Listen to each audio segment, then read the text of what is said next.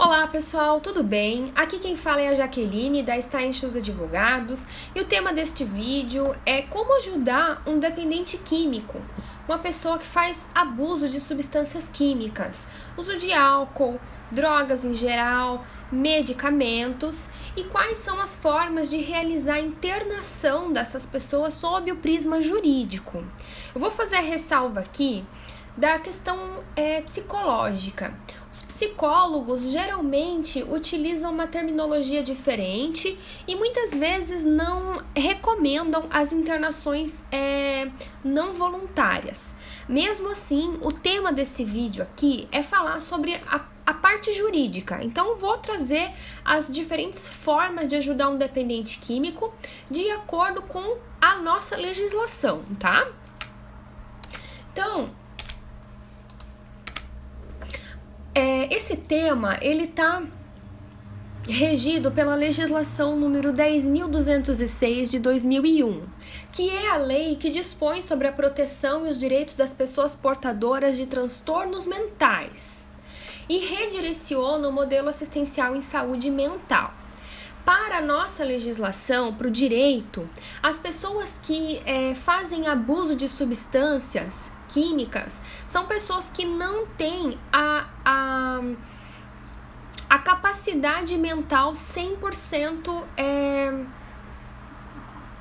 em vigor. São pessoas que pelo fato de estarem dependentes de uma substância, seja um medicamento, drogas ou álcool, o uso dessa substância lhes retira a capacidade civil integral. Então, é por esse motivo que elas são consideradas nessa legislação aqui que trata das pessoas portadoras de transtornos mentais, tá? As 3 formas de realizar a internação dessas pessoas com transtornos, sejam ou não pessoas que abusam de substâncias, seriam então a internação voluntária, involuntária e a compulsória. A voluntária é aquela feita com o consentimento do usuário. Ele próprio faz a sua própria internação. A involuntária é aquela que se dá sem o consentimento do usuário por um membro da sua família, uma pessoa, diretamente interessada. E a internação compulsória é aquela feita pela justiça. É preciso entrar com processo judicial. Vamos falar sobre cada uma delas pontualmente. Então, a internação voluntária, a mais difícil de se ocorrer, na minha visão pessoal, tá? Porque realmente depende de uma situação muito drástica. Digamos, a pessoa foi presa ou sofreu um acidente grave de carro, tá numa situação de mendicância, morando na rua. Realmente são o que leva uma pessoa que já está com a sua capacidade civil comprometida, tá com as decisões sobre a sua própria saúde, sobre o seu próprio cuidado físico comprometido, geralmente é uma situação muito drástica. Então, a ideia é sim, que a internação voluntária seja a mais esperada mesmo pelos familiares, é a melhor das internações, porque já inicia com a aderência do usuário ao tratamento psiquiátrico, Mas não é assim a medida mais comum em tempo hábil, assim, para não ter efeitos tão irreversíveis a vida da pessoa. Essa é a minha opinião, tá? É a opinião que eu tenho considerando as experiências que eu tive, os casos que eu acompanhei. Não tô generalizando, tá? No entanto, aquilo que eu já falei, quem faz o uso da substância, são pessoas que não têm ali o seu discernimento pleno no momento que está usando, durante o uso. Então, como a gente fala, são pessoas que só pensam na substância, vivem pela substância e não conseguem realmente mais ter um discernimento completo para tomar essa decisão, perceber que precisam dessa decisão, Inclusive, no tratamento contra o abuso de substâncias, o primeiro passo é justamente reconhecer a superioridade da substância em relação a nós. Nós somos impotentes perante a droga, né? Então, quem não fez esse passo, dificilmente vai conseguir perceber que precisa de uma internação e tomar uma atitude nesse sentido. Mesmo assim, eu vou deixar aqui a minha indicação de clínica para tratamento mediante internação voluntária, que é o Serene. Agora vamos falar da internação involuntária. A internação involuntária, ela é realizada sem o auxílio da justiça, sem o auxílio imediato da justiça, mas basicamente à força, sem a manifestação de vontade do usuário. Antes de utilizar o recurso da internação involuntária, o ideal seria conversar com o dependente químico e expor a eles os motivos da preocupação e dar a ele um prazo para que ele pense e providencie a sua própria internação voluntária. Caso o dependente químico não assuma a responsabilidade pelo seu tratamento, então é realmente a hora de realizar a internação involuntária. E aí, não vou deixar aqui uma recomendação de clínicas, tá? Mas é tranquilo para encontrar na internet, aí, fazer uma busca rápida. É bem fácil de encontrar clínicas que façam internações involuntárias. Vou deixar aqui uma ressalva importante. É que a ideia é que o dependente químico, dentro do prazo estabelecido para a família, busque realmente seu próprio tratamento. Logo, a gente não recomenda o uso dessa estratégia como uma ameaça, um blefe. Quando a família faz o que a gente chama de uma conversa mais séria com o dependente químico e fala: olha, você tem até dia tal para procurar o teu próprio tratamento. Se a pessoa não procura o tratamento naquele prazo, o ideal seria que a família não voltasse atrás na sua palavra, não voltasse atrás e realmente fizesse a internação dentro daquele prazo. Por quê? O dependente químico geralmente é uma pessoa bastante manipuladora, né? Que vive realmente, como já dito ali, pensando na substância e vive pela substância. Então ele vai fazer de tudo para contornar essa situação. A ideia é que o familiar seja implacável. Propôs a internação, ou o dependente vai procurar dentro daquele prazo sua própria internação voluntária, ou o familiar virá no dia de término do prazo fazer o recolhimento desse dependente químico e internar contra a vontade dele.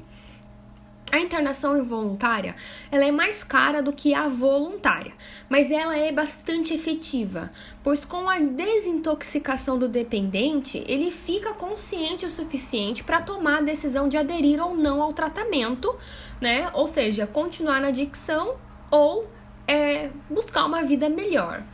O ser humano, ele goza do livre-arbítrio.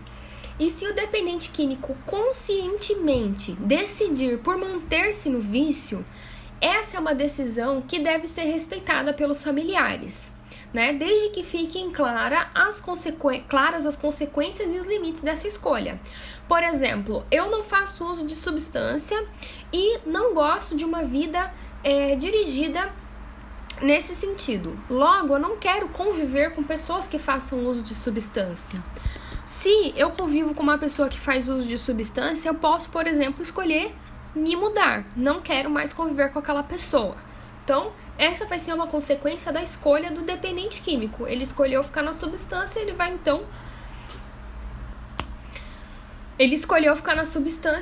vai sofrer as consequências daquilo. Como dito anteriormente, o familiar não pode blefar, ele tem que ser implacável. Agora eu vou trazer uma estimativa de custos, né, da internação involuntária. É uma estimativa, cada clínica vai ter realmente custos diferentes. Então, assim, o primeiro gasto é o do resgate do adicto. É necessário contratar uma equipe para vir fazer, né, a busca desse dependente químico que vai estar provavelmente sob efeito de substância. Então tem que tomar cuidado na hora de administrar algum calmante, porque às vezes combinado com a substância que ele está usando, pode dar uma reação grave, né, à pessoa e acabar tendo efeitos colaterais bem significativos e indesejáveis. Então a ideia é que venha uma equipe, preferencialmente a paisana, para que não seja feito aquele estardalhaço, aquela situação vexatória para o dependente químico, né? E aí essa equipe vem e faz então o resgate do adicto para levá-lo para a clínica de reabilitação. Lá na clínica, então, ele vai passar pela primeira fase, que é até a mais perigosa, que é a fase de desintoxicação. Essa parte, algumas clínicas cobram separado, outras não. Algumas pessoas contratam só a desintoxicação mesmo e não o tratamento completo.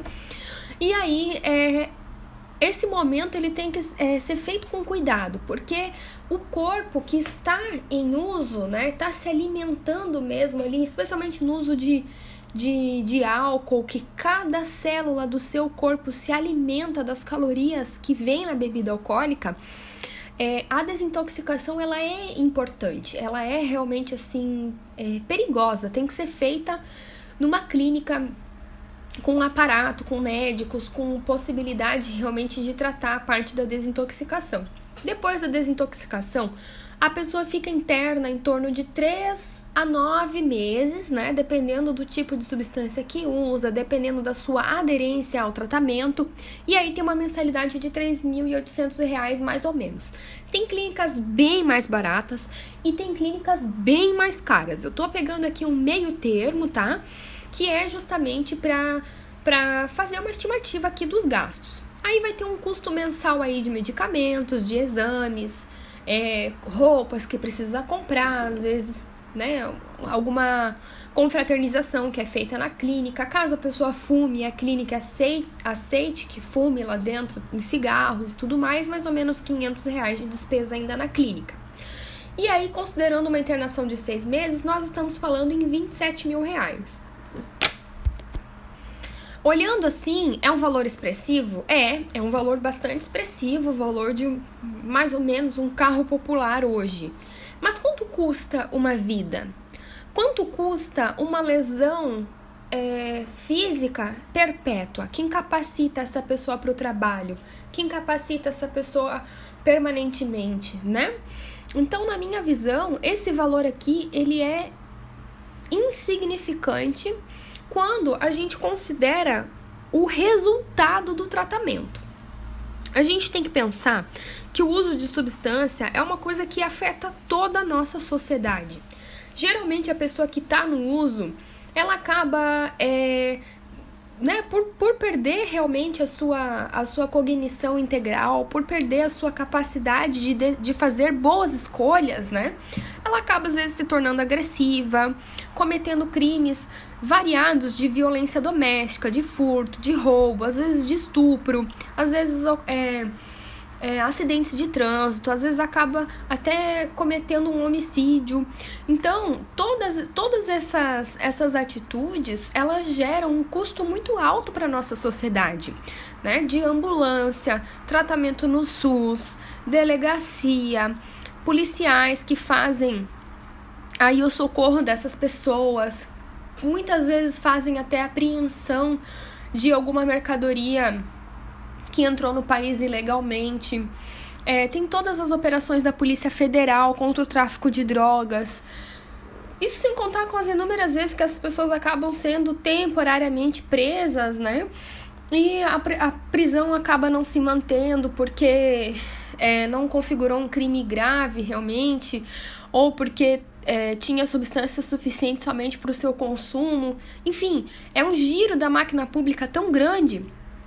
Então, geralmente essa pessoa que está no uso, ela está simplesmente alimentando um sistema podre, diminuindo a segurança da nossa sociedade, praticando crimes muitas vezes,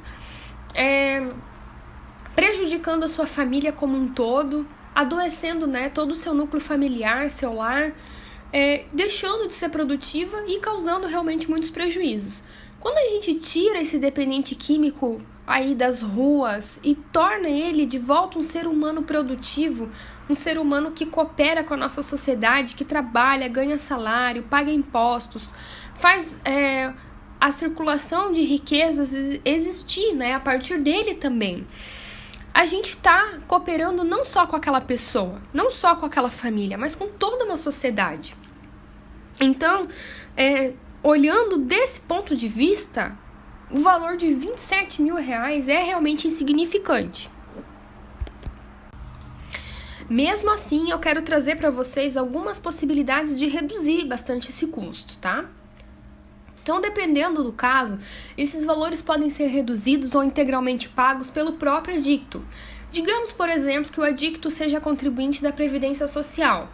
Com a internação, fica configurada a hipótese de auxílio-doença, devendo o responsável agendar a perícia através do telefone 135 e pedir para a clínica realizar o deslocamento do interno com a documentação necessária para obter, então, esse benefício previdenciário. Logo, a viabilidade da internação deve ser pensada caso a caso. Dependendo da situação, o adicto às vezes já tem direito até a uma aposentadoria, né? Dependendo se a pessoa tem ou não uma renda passiva, por exemplo, é proprietária de imóveis e tem lá aluguéis que recebe, essa própria renda pode ser utilizada para o tratamento. A gente sabe que é mais barato ter um adicto internado do que um adicto nas ruas, né? Que vai gastar todo esse dinheiro com o sustento do seu vício.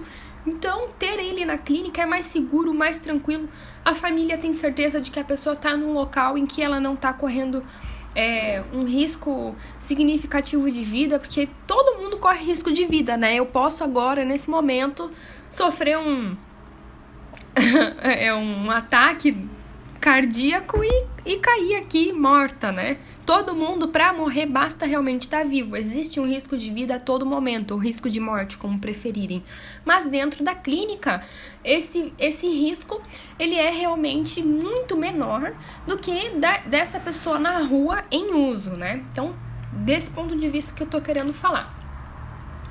Então, a internação involuntária, quando ela ocorre, a clínica faz a comunicação ao Ministério Público para que o Ministério Público confirme ou não, no prazo aí de 72 horas, essa medida. E aí o Ministério Público pode até fazer a nomeação de um curador, pessoa que fica responsável pela vida administrativa do dependente químico. Então, assim, só para enfatizar, não há necessidade realmente de intervenção judicial na internação involuntária. Basta apenas que o familiar realize o requerimento administrativo no centro de reabilitação, podendo este centro de reabilitação até mesmo ser o SUS. Esses valores que eu trouxe ali são de uma clínica particular, mas nada impede que seja de uma clínica vinculada ao SUS. Com aprovação médica, então, a internação será realizada. E deverá ser comunicado, então, ao Ministério Público do Estado, né, para que ele confirme ou não essa internação. Com relação à internação involuntária, existem três possibilidades. Existem três possibilidades de alta médica, que é a solicitação de quem internou, a alta pelo médico responsável pelo tratamento, que define que o tratamento está concluído, está apto a retornar à sociedade, ou por falta de requisitos apontada pelo Ministério Público. No entanto, nós recomendamos que essa alta realizada pela pessoa que fez a internação jamais ocorra. A pessoa que faz a internação deve ter uma confiança extrema no tratamento médico. Por quê? Porque o adicto, geralmente, ele, como dito anteriormente, é uma pessoa muito manipuladora. Durante as visitas dos familiares, ele vai alegar que só tá limpando o banheiro na clínica, que ele só tá comendo salsicha, não tem comida decente na clínica, que estão fazendo ele passar fome, que tá apanhando. Ele vai falar muitas coisas para comover a pessoa que fez a internação a retirá-lo da clínica, para que o quanto antes ele retorne ao uso da substância. Então, a pessoa que faz a internação tem que ser forte, tem que ser uma barreira intransponível, tem que frequentar um grupo de apoio específico para codependentes, que são pessoas que dependem, às vezes, do vínculo afetivo com esse dependente químico, para que ela não caia na armadilha de tirar o dependente químico antes do tratamento ser concluído. Tá? Então, assim, o codependente, ele tem que fazer a sua própria vistoria, tirar conclusões com base naquilo que ele próprio vê, visitar a cozinha da clínica, visitar a clínica, visitar a enfermaria, consultar lá o quadro de atividades do dependente químico, fazer visitas surpresas na clínica para ver se está tudo certo, mas não acreditar no que o dependente vai falar, porque muitas vezes ele vai falar coisas bastante comoventes realmente para sair da clínica e retornar imediatamente ao uso. Então, a ideia é que o tratamento seja concluído pelo médico responsável, e porque é esse médico que vai determinar quando a pessoa está apta a retornar à sociedade com baixo risco de recaída. Agora vamos falar da internação compulsória. Está lá no artigo 9º da Lei 10.206, que fala que é a internação determinada de acordo com a legislação vigente por um juiz competente, que levará em conta as condições de segurança do estabelecimento que vai receber essa pessoa no internamento, também quanto à salvaguarda desse paciente dos demais internos e funcionários, né? Ela é de iniciativa do Ministério Público ou da assistência social. O familiar que não conseguir realizar internação involuntária ou voluntária pode levar ao conhecimento desses órgãos a situação do adicto, pedindo que tome, então, as devidas providências. Aqui eu tô deixando os dados da assistência social e da Promotoria de Justiça aqui de Joinville, mas procure aí na sua cidade esses órgãos para fazer essa comunicação, se for o caso, tá? Então, bem rapidinho, é necessário fazer, então, a internação compulsória quando não cabe a voluntária e quando não cabe a voluntária. E aí, Ministério Público, Assistência Social. Esses órgãos é que vão dar para vocês todas as instruções de acordo com o caso, tá? Por isso eu não vou me aprofundar muito na internação compulsória. Mas, basicamente, ela é internação judicial, tá? E agora vamos falar um pouquinho de interdição, que é muito confundida com a internação voluntária, involuntária e compulsória. Então, vou trazer realmente para fazer esse discernimento e também para verificar como que ela pode nos ajudar a tirar um dependente químico do seu vício. A interdição é uma alternativa para ajudar um adicto, mas quando ela é feita ali a interdição parcial. Ou seja, munido de um laudo médico e outras provas de que o adicto não consegue mais administrar seus bens ou praticar os atos da vida civil, um familiar vai procurar então fazer essa interdição parcial. Nesse processo é realizada uma perícia médica dentro do processo judicial, tá? Bem como a oitiva de testemunhas e colheita do depoimento pessoal do interditando, para que se configurem os elementos necessários para o juiz proferir uma sentença e, no caso de deferir o pedido de interdição, fixar os limites da interdição. Hoje, no direito, já não se pensa muito em interdição integral, porque geralmente as pessoas que estão com o seu discernimento reduzido, dificilmente é integralmente reduzido. Por exemplo, no caso do uso de substância, às vezes a pessoa dilapida patrimônio, ou às vezes não dilapida patrimônio, mas está sempre num risco iminente de acabar com a própria vida. E então, caso a caso, vai ser feita uma análise para que se verifique quais são as situações de risco, onde que a pessoa não está conseguindo realmente fazer a administração da sua vida. E então o juiz faz aí a limitação da interdição e também nomeia o curador para atuar naqueles casos.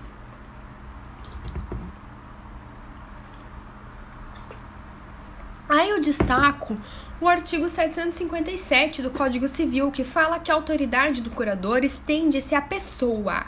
e aos bens do incapaz que se encontrar sob a sua guarda, e a responsabilidade do curatelado ao tempo da interdição, salvo se o juiz considerar a outra solução como mais conveniente aos interesses do incapaz. O artigo 758 fala que o curador deverá buscar tratamento e apoio apropriados à conquista da autonomia pelo interdito. E aí a gente volta para o nosso primeiríssimo tema, que fala sobre a internação voluntária. Ou seja, se o curador deve buscar o tratamento e apoio apropriado à conquista da autonomia, no caso de o curador estar responsável por um dependente químico, ele pode sim pedir a internação voluntária do seu curatelado, que é o adicto que sofreu interdição parcial, fazendo a manifestação de vontade da internação, através do curador. O curador que vai fazer essa manifestação de vontade. Então, veja, se ocorrer a interdição parcial, nós não falaremos em internação involuntária ou compulsória. Nós falaremos em internação voluntária mediante manifestação de vontade realizada pelo curador. Isso não significa que a clínica de internação voluntária estará apta a receber o dependente químico para tratamento, porque às vezes as clínicas de internação voluntária não têm estrutura física para manter essa pessoa interna durante o tratamento todo. Então, talvez seja mais adequado procurar uma clínica que faça tratamentos involuntários e compulsórios. No entanto, a forma de internação será voluntária, ou seja, haverá manifestação expressa de vontade do interno realizada pelo seu curador, tá? E aí, as formas de buscar essa interdição parcial é realmente contratando um advogado que entrará com uma ação na justiça. A tabela da OAB aqui de Santa Catarina, ela manda cobrar em torno de R$3.000 para propor essa ação. É o que está lá no item 26 da seção de direito de família. Além disso, vai ter os custos do processo, que mais ou menos R$750 de custas processuais, pode ser bem menos, pode ser bem mais, vai depender do valor da causa, mais o valor da perícia médica,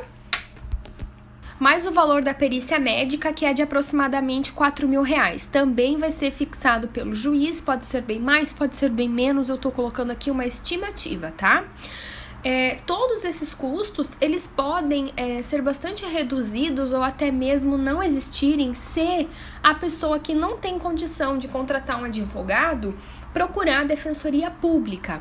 Aí, falando aqui de Santa Catarina, mais especificamente o núcleo aqui de Joinville, eu tô deixando aqui o número de endereço e telefone, tá? Em ambos os casos, é possível sim conseguir uma vaga para realizar o tratamento gratuitamente, ou pode haver a necessidade de contratação particular. Daí aqui eu tô me referindo à clínica. A clínica pode ser particular ou pública. E aí tudo isso ficará decidido dentro do processo judicial. O advogado ou defensor público que assumir a causa vai traçar uma estratégia, tá? Esses custos de custas judiciais e perícia, eles podem ser reduzidos se a pessoa que entrar com o processo conseguir comprovar que ela é hipossuficiente, isto é, que ela carece de recursos financeiros para pagar essas despesas, sem que isso comprometa com o sustento da sua família. Então, se ela apresentar comprovantes de renda, comprovantes de despesas do seu núcleo familiar, dizendo que o valor das custas e da perícia é muito alto para que a família dela pague sem prejudicar o próprio sustento, o juiz da causa, analisando essa documentação e esse pedido, pode vir a deferir a gratuidade da justiça e esses valores deixam de ser cobrados, tá? Essa concessão desse benefício, ela é bastante comum, ela não é incomum, tá? Não quer dizer que uma pessoa que tenha condições de pagar com essas despesas vai ganhar esse benefício. Não. Realmente tem que ser feita uma comprovação bastante detalhada da renda da família para que o juiz da causa decida realmente se a pessoa tem direito à gratuidade da justiça, tá? Então, termino aqui a nossa apresentação. Agradeço a atenção de todos e se vocês tiverem dúvidas genéricas, vocês podem entrar em contato conosco que nós faremos uma compilação dessas dúvidas com um novo vídeo respondendo-as. E caso vocês tenham dúvidas específicas, aí sim tem que contratar o advogado, procurar a Defensoria Pública, procurar assistência social, Ministério Público e trabalhar caso a caso, tá bom, gente? Muito obrigada e até a próxima!